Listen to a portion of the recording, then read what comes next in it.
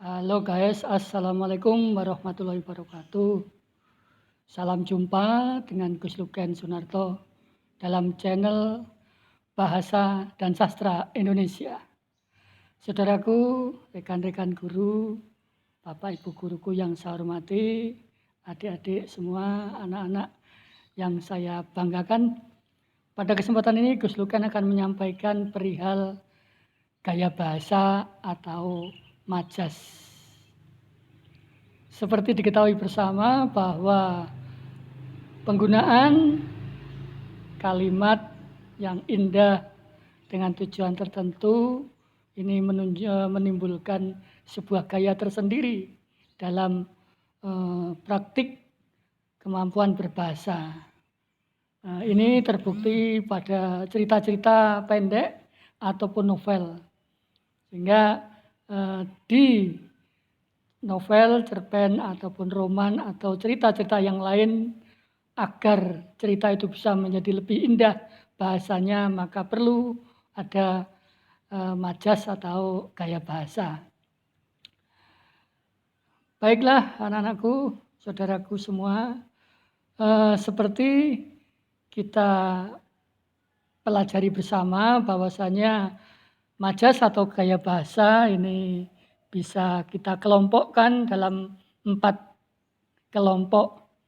Pertama adalah majas perbandingan, kedua majas pertentangan, yang ketiga majas penegasan, dan yang keempat adalah majas pertautan.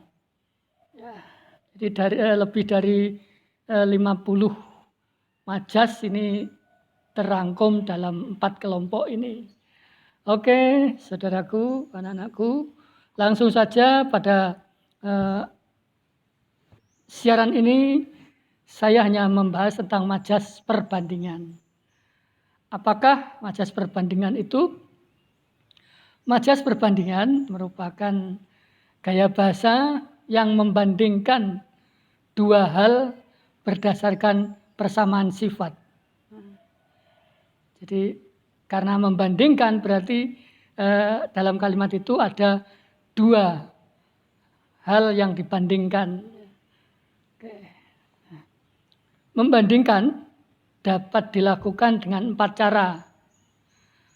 Bisa secara tidak langsung atau asosiasi atau mengibaratkan. Kemudian bisa langsung atau langsung metafora.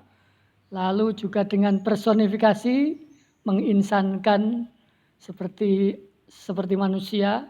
Kemudian juga alegori, ya, menyamakan secara keseluruhan. Oke, kita bahas satu persatu, saudaraku. Yang pertama, dalam membandingkan cara yang tidak langsung, di sana ada dua hal dibandingkan dengan menggunakan kata keterangan perbandingan. Nah, misalnya kata-kata umpama seperti ibarat, laksana, bagai. Cara tidak langsung ini disebut dengan majas perumpamaan atau asosiasi. Sekali lagi, majas perumpamaan atau asosiasi adalah gaya bahasa yang disampaikan dengan cara membandingkan tidak langsung dengan menambahkan kata-kata umpama seperti ibarat, laksana, bagai, dan sebagainya. Itu contoh dalam kalimat. Ya, kita lihat satu persatu. Contoh yang pertama untuk majas asosiasi. Mukanya pucat bagai mayat. Jadi ketika seseorang melihat orang yang mukanya pucat, maka dia akan membandingkan dengan mayat. Mayat itu kan wajahnya kan putih keputih-putihan, bagaimana begitu mayat. Nah, dibandingkan ya, mukanya pucat bagai mayat. Antara kata pucat dengan mayat, ini perbandingan seperti itu. Nah, membandingkan wajah dengan mayat. Oke. Ada kata bagai, sekali lagi ada kata bagai. Kemudian yang kedua, hatinya memang lembut seperti sutra. Ada kata hati, ada kata sutra, dibandingkan kelembutannya menggunakan kata seperti. Nah, ingat-ingat saudaraku, ada kata seperti. Yang ketiga, anak itu kebingungan seperti rusa masuk kampung. Rusa kalau masuk kampung kan bingung ke sana kemari, tidak ada temannya, dan sebagainya. Ya, seperti yang diibaratkan anak tersebut, dibandingkan dengan rusa di kampung. Nah, yang keempat, pendirian anak itu ibarat air di atas daun talas. Seperti kita ketahui, air kalau di atas daun talas glender dalam bahasa Jawanya, ya, terjatuh, mengalir, ya, begitu ke tempat yang rendah. Nah, pendirian anak juga begitu, dia tidak tetap, jadi berubah-ubah sama dengan air tersebut. Ini pembandingan secara asosiasi tadi, ya, perumpamaan. Kemudian contoh yang kelima juga, mereka bagaikan anak ayam kehilangan induknya. Ya, sangat bingung sekali. Ya. Yang keenam, pengetahuan anak itu sangat picik seperti katak dalam tempurung. Ya. Mahir berpolitik. Ya. Nomor 7, kedua orang itu sungguh serasi seperti api dengan asap. Api dengan asap, tidak mau berpisah. Yang kedelapan, keadaan keluarganya seperti telur di ujung tanduk. Wah, ini mesti pecah, ini jatuh. Jadi keadaan yang sangat membahayakan. Ya. Itulah saudaraku, anak-anakku, 8 contoh yang berkaitan dengan majas asosiasi atau perumpamaan. Sekali lagi, majas asosiasi atau perumpamaan kita hadirkan kata-kata umpama seperti laksana. Ini kata-kata keterangan perbandingan. Kemudian majas yang kedua adalah dengan cara membandingkan secara langsung. Dua hal itu dibandingkan dengan tidak menggunakan kata-kata perbandingan. Seperti yang di atas tadi. Jadi langsung ada dua dijajarkan begitu. Perbandingan langsung ini disebut metafora. Jadi metafora merupakan majas perbandingan antara dua hal yang punya persamaan sifat. Tetapi tidak menghadirkan kata yang menyatakan perbandingan tadi. Oke. Contohnya, jangan dekati buaya darat itu. Nah, artinya ada orang dibandingkan dengan buaya darat. Artinya itu. Ya. Yang kedua, si jago merah telah melalap sebuah gedung mewah. Si jago merah itu api, kan, dibandingkan. Tanpa ada kata seperti atau umpama. Pemuda adalah tulang punggung negara. Tulang punggung ini menjadi yang diharapkan oleh negara ini. Kekuatan utama, kan, gitu. Semangatnya membaca untuk mencapai cita-cita.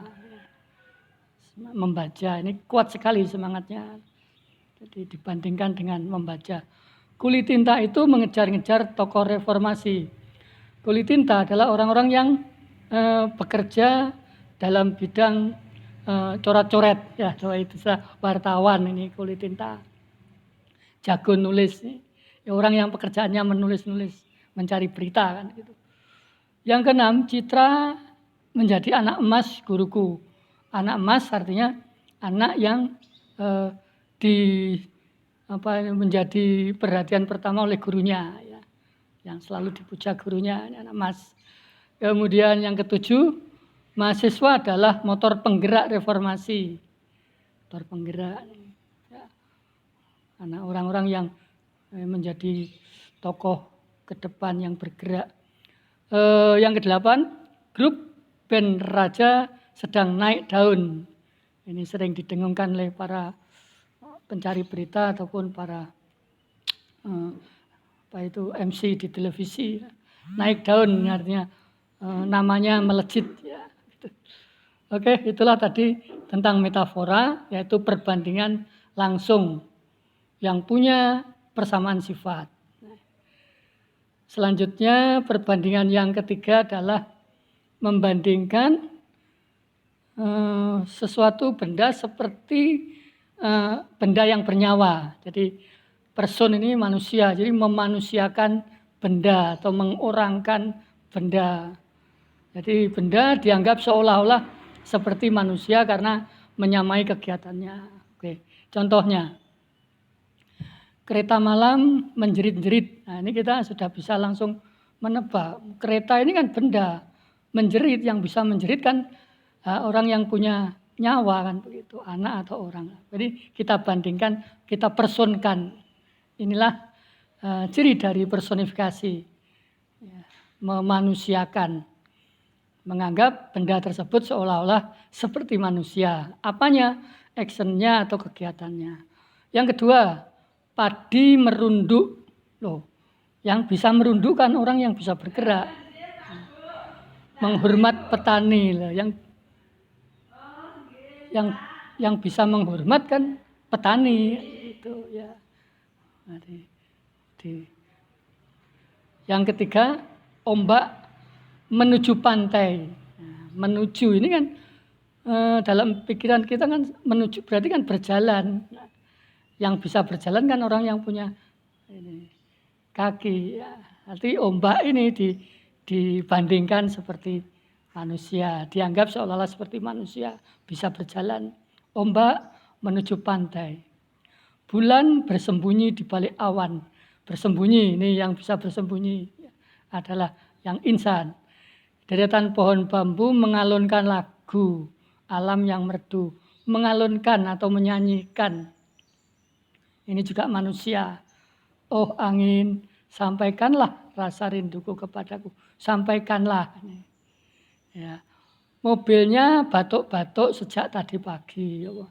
Yang batuk kan manusia. Ini kok mobil kok batuk-batuk. Oh ini memanusiakan atau menginsankan, personifikasi lagi. Tatapan matanya menjeritkan penderitaan. Menjerit tadi sebagai anak atau orang yang bisa melakukan jeritan. Jadi intinya majas personifikasi itu adalah membandingkan benda seolah-olah seperti manusia. Cirinya apa? Nah, cirinya di situ ada kata kerja atau kata yang menunjukkan kegiatan yang sering dilakukan oleh manusia. Nah, biasanya imbuhannya me atau ber itu aja. Paling kebanyakan itu. Artinya kata-kata yang berimbuhan me atau ber tersebut menunjukkan kegiatan yang sering dialami oleh manusia. Sehingga benda-benda itu diinsankan atau dianggap seperti manusia. Namanya adalah majas personifikasi. Ini sangat mudah untuk mengenalinya, saudaraku. Ya, karena tadi menganggap seolah-olah seperti manusia. Paling gampang sekali. Dan yang terakhir di majas perbandingan kita kenal alegori. Yaitu gaya bahasa yang berupa cerita singkat yang mengandung kiasan. Artinya dalam cerita tersebut walhasil ada beberapa kalimat-kalimat yang menunjukkan kiasan secara hikmah kita bisa mendapatkannya. Kiasan gaya bahasa ini sering disebut majas metafora yang mengalami perluasan. Oke, contohnya setiap insan di dunia akan mengalami topan dan badai dalam kehidupan. Nah, ini setiap insan di dunia, jelas ini sebuah cerita yang besar begitu, pasti ada sebuah permasalahan, topan dan badai. Dan saya ucapkan selamat mendayung bahtera hidup. Nah, mendayung ini metafora ini. Semoga kelak mencapai pulau kehidupan yang bahagia. Membandingkan antara manusia dengan pulau tadi.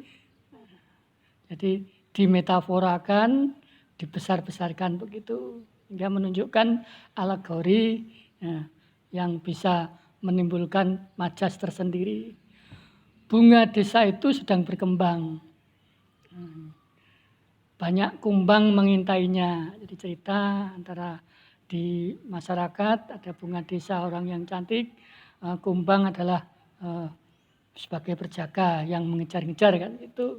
Ini dilambangkan, inilah majas metafora. Roda kehidupan manusia selalu berputar dan seterusnya.